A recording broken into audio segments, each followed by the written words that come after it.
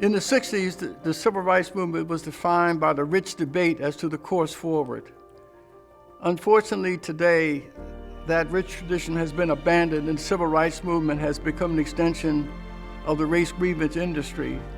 As a civil rights veteran myself, I felt compelled to respond and push back against the use of the Black experience as a bludgeon against the country. The 1776 was developed to defend the ideals of the country that defined Black success in the presence of oppression of the past. 2020, a year unlike any in our lifetime. A year when hundreds of thousands of Americans died of a virus that did not exist the year before. A year of massive unemployment, explosive urban protest, and turbulent elections. And a year when the Woodson Center grew its outreach and explored new ways to support low-income communities across the nation. Against this background, the Woodson Center launched 1776 Unites. In February, the Woodson Center gathered a consortium of scholars and activists to respond to the rising tide of racial grievance and historical revisionism by telling the story of Black American resilience and achievement. A year later, the movement is still generating excitement among Americans of all races and backgrounds. Why? 1776 Unites brought together scholars and activists, our nation's thinkers and doers. This allowed the work of our grassroots leaders to inspire and inform the work of our scholars, who were then able to present their stories and solutions to academia, the media, and the policymakers. The Woodson Center also created the 1776 Unites curriculum as an alternative to the racial grievance dogma overtaking countless schools. The curriculum addressed the need for greater instruction in the Black American experience, focusing on inspirational stories of resilience, triumph, and hope that show a clear path forward. Our community affiliate network gathered grassroots leaders from around the country with monthly calls. This outreach enabled them to network, share insight, encourage, and support one another.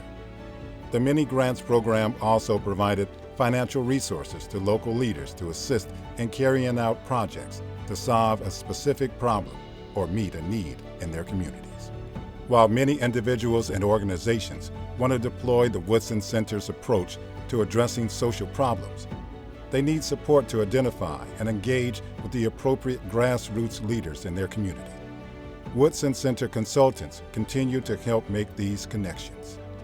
Blacks in America have been able to survive slavery and discrimination because they embrace the ideals of the American founding principles of faith and family and hard work and self-determination.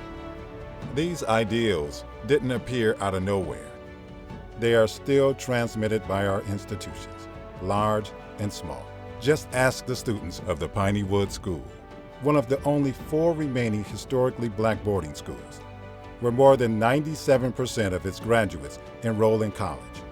The Woodson Center's fundraiser connected the Piney Woods School to donors who share its values, as well as providing matching funds to help more deserving students attend. Or consider the live stream event on law enforcement community partnerships.